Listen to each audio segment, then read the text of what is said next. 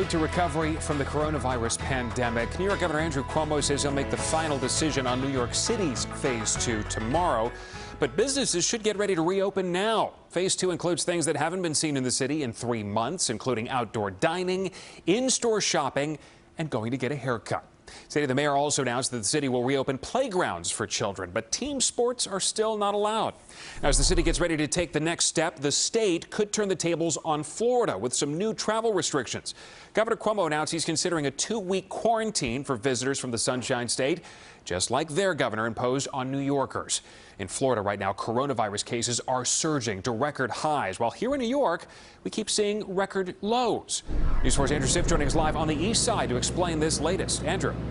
Yeah, Stefan, that was an interesting moment. I got a chance to ask Governor Cuomo about all those people who might be coming from Florida to New York, and in a moment, you'll hear what he said when we asked. But first, it's all but official that Phase 2 in New York City begins on Monday. They're still going to be looking at the numbers over the next couple of days.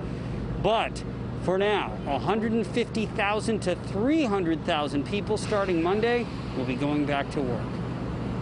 The official message from the governor. My advice to New York City businesses: plan to reopen Monday on Phase 2. Means New Yorkers in limbo for 3 months. That's why the hat. Can go back to hair salons. Wear a mask. They'll wear a mask. You got to move on. Yeah, I am. And restaurants with outdoor seating allowed. The details just out today, allowing sidewalk and curbside seating. The mayor promising that will save thousands of jobs. Based on the really good indicators we've seen today, and for days and days before that, I'm very comfortable now saying that we will start Phase 2 on Monday. But Governor Cuomo pointed to alarming news elsewhere. While New York has seen only 5,600 coronavirus cases in the last 8 days, Florida with nearly quadruple that amount, almost 20,000. So we asked the governor, how close are you to imposing something like a 14-day quarantine for folks arriving from Florida, some kind of measure at the airport, because otherwise aren't you just inviting an increase in infections? Yeah. I have experts who have advised me to do that. I'm considering it now. For now, officials seem confident that the near lockdown since March prevented the crisis in the city that was once the COVID epicenter from getting worse. We don't want those people to die. We changed it to 18,000, a fraction, because we changed what we did. As for getting to work next week, amid another 150 to 300,000 people so far, nothing new from the MTA. The current advice holds, which is if you can travel off-peak and away from rush hour, do so. And if you're still able to work from home, do that as well. We're live on the east side. Andrew Siff, News 4 New York. Andrew, thank you very much. As thousands of restaurants across the city are planning to get back into business on Monday, today the mayor outlined his long-awaited plan for how that is going to happen. He laid out a handful of ways that restaurants can boost outdoor dining, including sidewalk and curb lane seating, open streets, and plaza seating. News 4's Chris Glorioso joins us live in Williamsburg this afternoon, checking in on how restaurants are preparing there. Chris. Well, look, restaurants are among the city's most nimble businesses, and they are very quickly digesting this Phase 2 plan. The owner of the Oregano restaurant here in Williamsburg already claiming some of this parking space.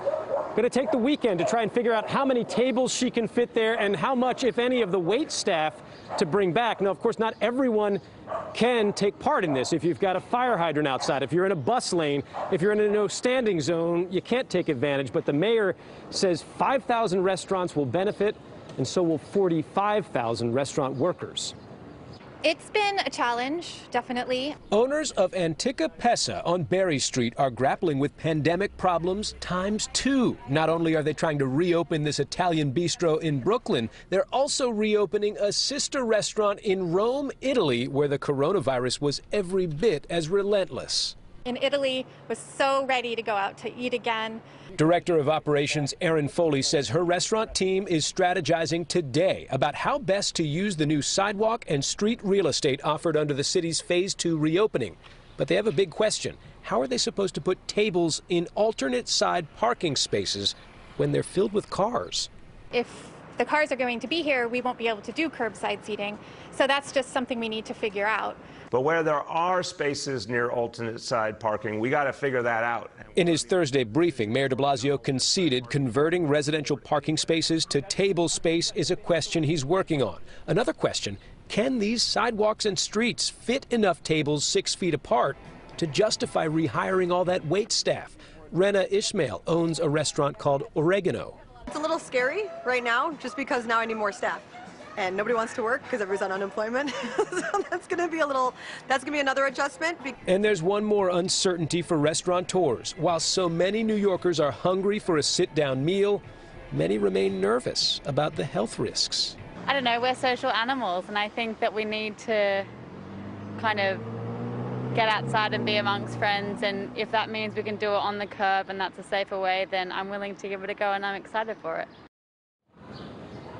Not only does Phase 2 allow table dining on the sidewalks and in some parking spaces, but also if you're a restaurant that has a garden area or a patio, you can utilize that. And later in July, the city is going to be using some of the Open Streets program. This is Berry Street in Williamsburg. It's a part of that program, and they're going to be looking at actually extending some of the seating into those streets. So a lot of options coming. For now, reporting live in Williamsburg, Chris Glorioso, News 4 New York. Okay, serving up some fresh ideas, trying to figure out how to navigate this. Chris, thank you very much. Well, get ready to shop in New Jersey malls. They now have an official reopening date. Governor Phil Murphy announced today that malls can reopen on Monday, June 29th, with some restrictions. All employees and customers have to wear face coverings. Stores are limited to 50% capacity, and sanitation materials have to be provided. Governor also asking mall operators to come up with a, quote, customer flow plan to minimize congestion points, including enter and exit only doors. Want these businesses to get back up and running responsibly and safely. And we ask everyone who wishes to head out to the mall to comply with the requirements in place. Keep your distance, wear a face covering, and follow pedestrian directions. Now, those communal spaces, those large gathering areas like food courts, movie theaters, and arcades, they will stay closed. Restaurants within the mall are allowed to provide takeout and outdoor dining where available. Now to Connecticut. In Phase 2 of reopening, Governor Ned Lamont says he's looking to get more people back to work. Today, the governor says he will consider a proposal to pay workers a $450 stipend to return to work instead of continuing to collect unemployment. Right now, those without jobs are getting an extra $600 a week in what are called true-up benefits on top of their unemployment. Many find they're making more money collecting those checks than they would working. But that true-up benefit is expected to come to an end on July 31st. Opened up 95% of our economy. We're urging everybody we can to get back to work. You've got another month, and now's the time to plan for that day that you get back to work. All right, we mentioned that ends on the 31st. Instead of extending the true-up benefits, Governor Lamont says he'd rather have a government grant to replenish the state's unemployment fund.